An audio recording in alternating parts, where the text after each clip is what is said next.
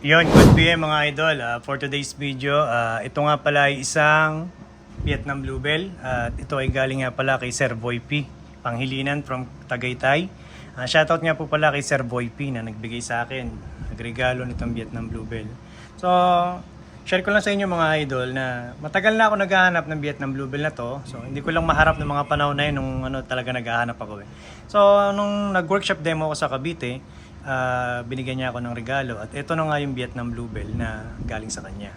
At ang ginagawa ko ngayon dito mga idol ay nagmamarko tayo ng Vietnam Bluebell. So kung mapapansin nyo, ang liit ng sanga, di ba? So may mas maliit pa dyan mga idol.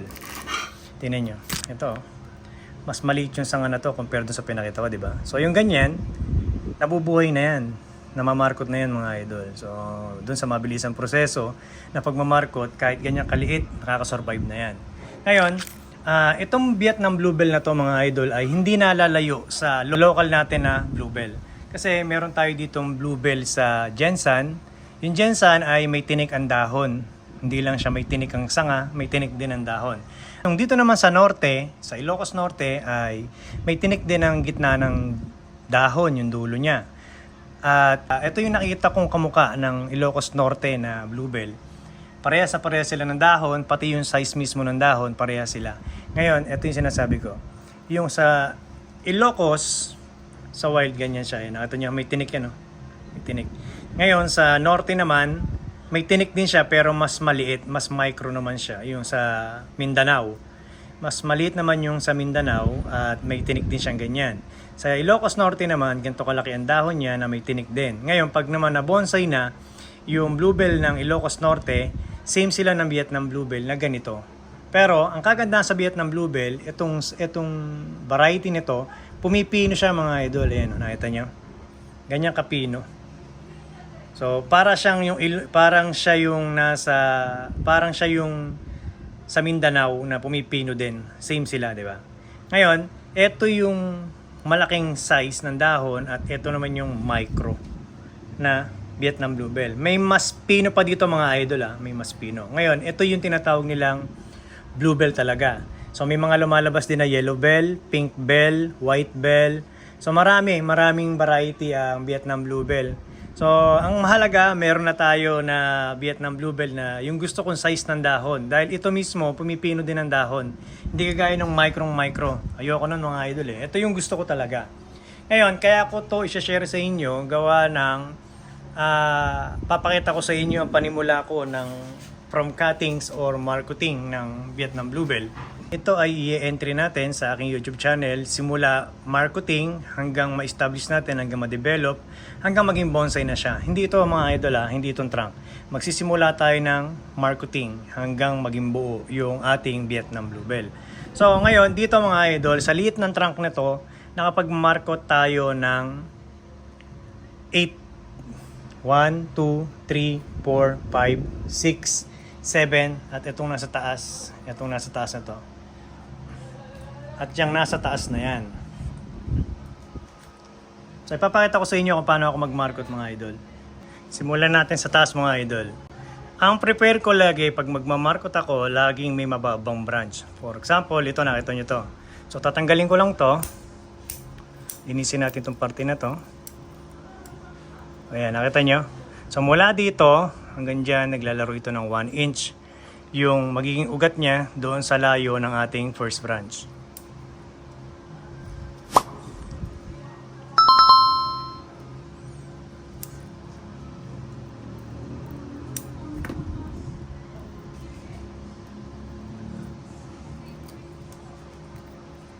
So nakita nyo, ganun lang kadali.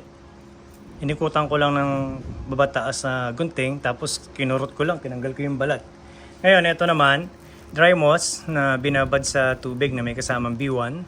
Rooting hormone, anti-stress kasi ang B1 din. Ngayon, ito ay supot ng yelo, nilagay natin dyan sa loob yan. Tapos ganito lang mga idol.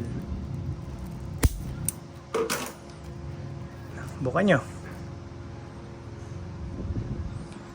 So pagkabuka, lagay nyo na.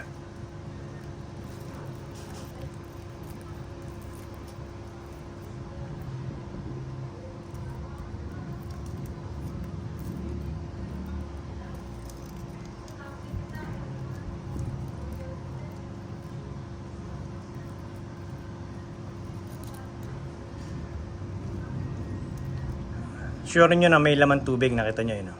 Maano yung tubig, di ba? So hindi ko siya tinatanggalan ng tubig. So ganyan lang kadali mga idol ang pagmarkot ng ating Vietnam Bluebell. So lahat naman ganyan ang ginagawa ko except lang sa hibiscus yung binibiyak ang ugat. So ayan, yung diskarte nito, pagka ito ngayon nagkaroon ng ugat, doon pa lang natin mamanduhan yung ugat niyan. Then puputulin, pagkaputol, doon pa lang i-arrange yung ugat sa ano natin. Basta yan, sa susunod natin yung part 2 nito. Pag nabuhay, i-upload natin yan kung paano natin itatanim. Ang proseso ng ating Vietnam Bluebell. Alam ko naman mga idol na huling-huli na ako sa Vietnam Bluebell. Kasi ilang taon nang mayroong Vietnam Bluebell sa Pilipinas. So ngayon pala ako magpo-propagate. Hindi naman tayo nagpapagalingan o nagpapabilisan ng proseso sa pagbubonsai. Alam naman natin yan. Ngayon, ang ano lang natin dito is pag-aralan natin kung gaano kaganda ang Vietnam Bluebell. Kasi marami nang may Vietnam Bluebell sa Pilipinas Kalat na. Buong Pilipinas talaga meron na.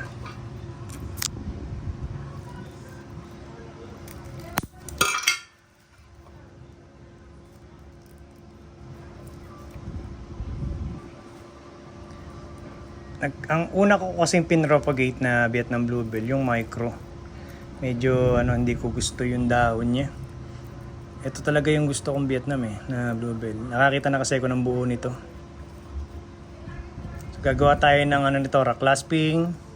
Gagawa rin tayo ng informal. Gagawa tayo ng cascade sa Vietnam Bluebell.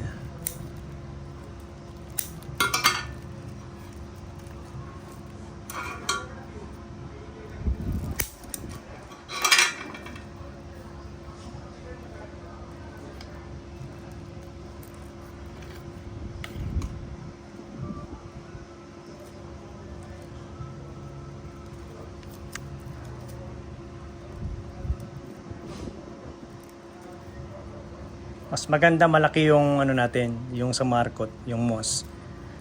Para malawak ang paggagapangan ng ugat.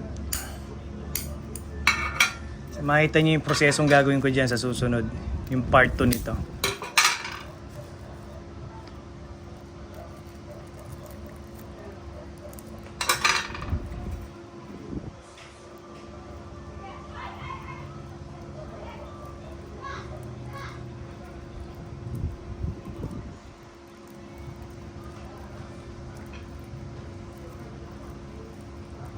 Bilis magmarkot, no? Sandali lang.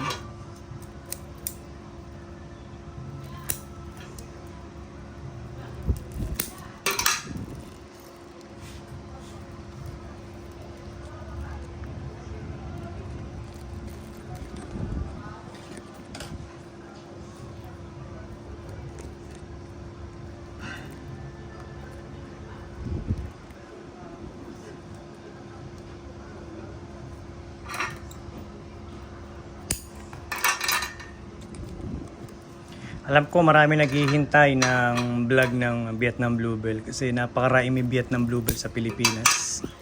Sobrang dami na. Kaya gagawa tayo ng video nito.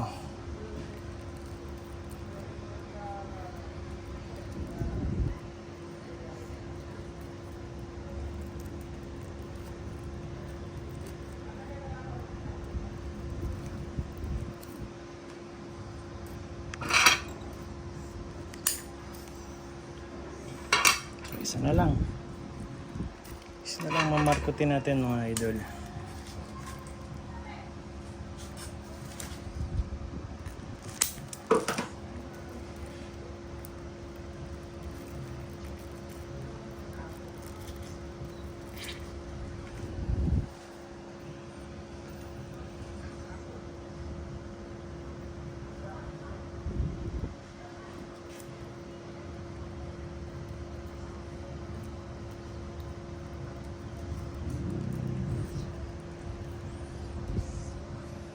Tapos, yung iba kasi nakababa. Iangat natin. Lagyan natin ng anchor yung nasa likod. Taas natin. Para hindi nakababa. So, ito rin. Lalagyan din natin ito. Tsaka ito. Tataas natin ganyan. Marami kasing sa amin aso. Tsaka pusa. Mahirap na. Baka mabali. Sa ilalim pala dapat.